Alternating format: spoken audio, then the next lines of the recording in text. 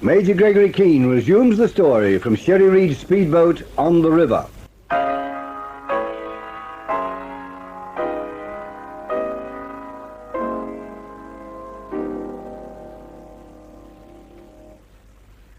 From about the third day of this affair of the NightShade ring, it seemed to me that I'd never trace Bruno Kesselring while I was spending 4/5 of my time trying to stay alive. I've been rushing about in circles, dodging the police, Huberman's thugs, and assorted types who've been interested for assorted reasons. So tonight, when I saw the chance to alter the whole course of events, I took it. We were at Sherry's house on the river, Sherry, Cutts, and myself. A few hundred yards upstream were Huberman and his chaps in a fishing launch drifting down towards our landing in silence. We could have made for Newport in the speedboat and left them to it, but the opportunity was too good to miss. So I turned a deaf ear to Cutts, took the speedboat abreast of Huberman's launch on the river, faked engine trouble, and pretended to have no idea who they were or what they were there for. I let the boat drift closer and closer, waiting for them to open fire, and knowing they would the instant I started the engine. Then, when I pressed the button, I got the shock of my life. Huberman's thugs had a machine gun in their launch and fired at us point blank. Did you get the music? Yeah. The boat's still going. Listen to it. There's 30 slugs in him, I'm telling you. They're dead in the boat. King's dead in it. Joshua, we can't be sure. We could have missed. They could be hit, but still alive. No one's alive in that boat, and soon she's sinking. Smicer slugs make big holes. Wolf, start up. We have to get away from here. Music, for the last time, are you sure you got them all? Yeah. You say yourself, Herr Huberman, at that range I don't miss. God save Himmel, you think I've never seen a Smicer before? No one's alive in that boat. No one's living with 4, 5, 6 slugs dead center. Dead center. All right. Now, as hard as you can go, Wolf. Someone must have heard the shooting. Not that we'll be stopped.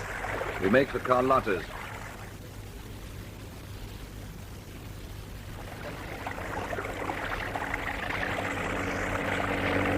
Are you all right, Sherry? Yes. Don't talk to me till I get a grip. If you netter at me now, Keane, I'll be hysterical. Cutts, all right? A boat's taking water, Major. There must be 20 holes back here. What about you? They connected twice. Take over, Sherry. I can't. I said take over and handle this boat. Keep it headed the way we're going. Stay close inshore and make for the point. And keep the thing wide open. Well, come on.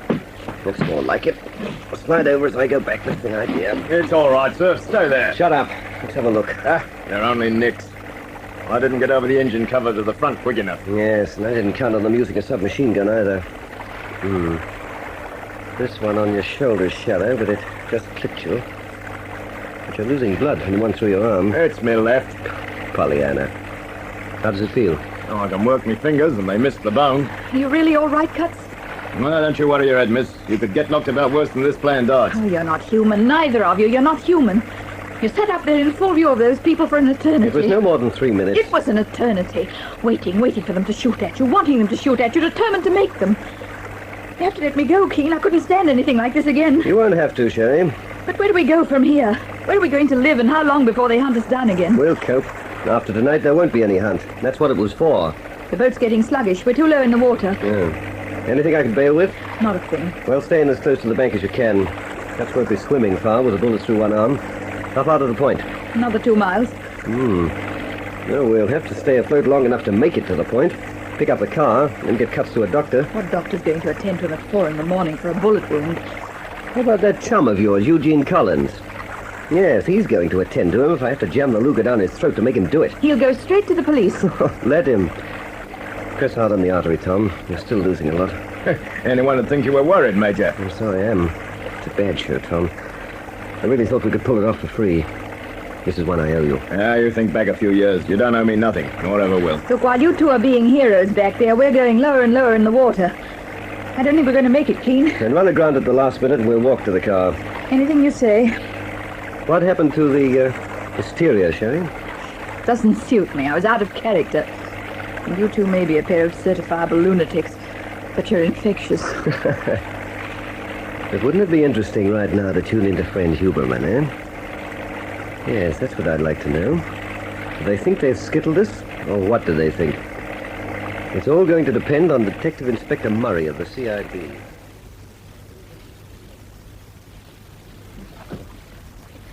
Picture it, Carlotta. We were drifting down to their landing when we heard the speedboat coming out. And you thought, once again, we're letting them slip through our fingers. I admit the thought did cross my mind. But then, Carlotta, my dear, fortune smiled on us, if you'll forgive the expression. For so early in the morning, Felix, you're almost too gay. Well, why not? We've hunted that fellow for 10 days. Tell me what happened. Well, they were abreast of us. Their engine cut out. There they were, clay pigeons. Guzik, of course, wanted to open on them at once. I wanted Keen alive, so we let them drift closer and closer. And they managed to get started again. How far from Guzik was the speedboat then? 15 yards at the outside. And it was almost dark. Well, Guzik has eyes like a lynx. He could see them perfectly.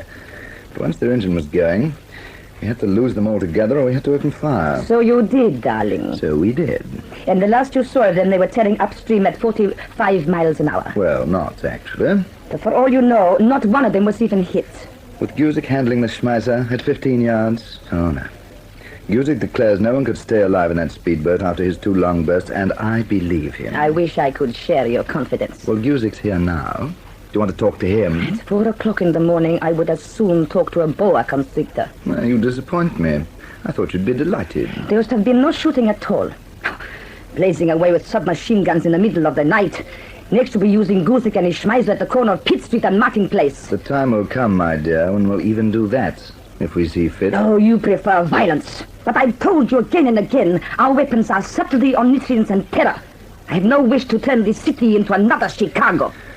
What should we have done when Keene started that speedboat and turned it away from us? Waved our hankies at him? You are not obliged to bare your teeth at me, Felix. I'm at my best at this hour. Oh, I expect you did as well as you could. What did you do with the men? We dropped them off at an isolated pier with all the guns. Were you seen? No. There was no one waiting at Newport. Stephen and I took one car and came directly here. Guzik took the second car, picked up the others at the pier, and arrived here 10 minutes ago. You heard them put the car away. Oh. Now, you tell me, Carlotta, how could we be connected with the shooting on the reaches of the Hawkesbury River tonight? By one of the people in the speedboat surviving long enough to broadcast. Oh, for heaven's sake, have a drink and cheer yourself up. They're all dead, I tell you. Keene, the girl, and whoever they had with them. I'll open champagne 12 hours from now, Felix, and you drink it with me. If the afternoon papers have an account of 3 dead bodies being found in a speedboat on the Hawkesbury. Now you can sleep in the terrace room and have breakfast here or go home whichever you like. I am going back to sleep.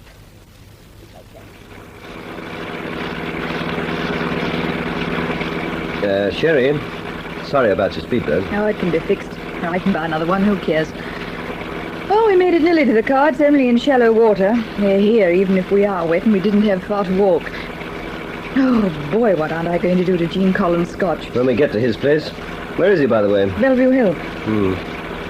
When we get there, do you mind ringing his bell while Cups and I stand to one side of the door? Why? He mightn't want to let us in. We do look a mess, and I'm having Cuts fixed and doing the arguing later. How do you feel, Cuts? Good as gold, Major. Well, old Cuts, it won't be so long now. No, it won't be long now. See out if I'm taking these corners too fast. I don't want to throw you about. I'll keep it going. Chase me on Fanny round the bomb crate. Does anyone think of that near chopped off?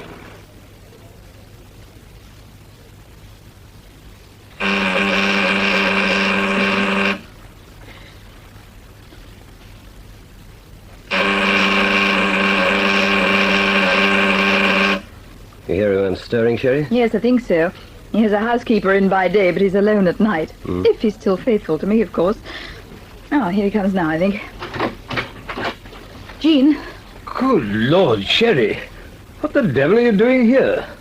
What's the matter with you? Have you been swimming in somebody's fish pond? No, pit water, old chap. Mind if we come in? That's the stuff. We'll close your door, too. You again. I remember you, Sammy Rice. Oh, you're miles behind. You should keep up with the times. We need you again, Dr. Collins. What do you like on TNT bullet wounds? Oh, I'm an expert. I treat them with 2 phone calls. One to the casualty ward at St. Vincent's Hospital, one to police headquarters. But this one you'll treat in your surgery. Lead the way. Not tonight, fellow. Stand away from my telephone, will you? Collins, I want this man treated, and I want him treated now. Don't let's have a thing, not at 4:30 in the morning. I'm not one of your gangster pals, Rice. I'm a doctor of medicine, and no one pushes me around under my own roof. There are laws about it. You think I wanted for murder, don't you? I've heard it around. Mm-hmm. Well, in that case, there's not much extra they can do to me for getting tough with a pompous physician. Where's your surgery? There are a lot of things you don't know about, Jean. You'd better do as he says. Very well. But the moment your backs are turned, I'm going to the police. We understand, dear. You did once before, didn't you? It was my duty, and I was only trying to protect you. Look, old chap, I can save you the trouble and take a load off your mind. Save me the trouble of what? Being noble and protecting Sherry. You see, as soon as you stop puffing yourself up and do your stuff as a doctor, we're going to the police. Together.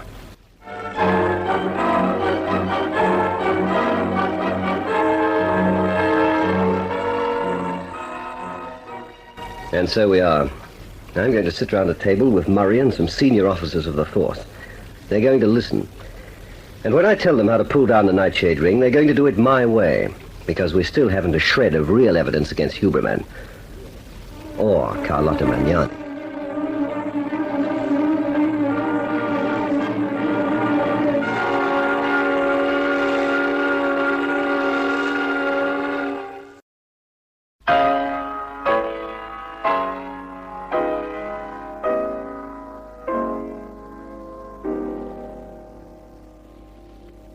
Carlotta studies the newspaper headlines in the next chapter of this story of intrigue, Deadly Nightshade.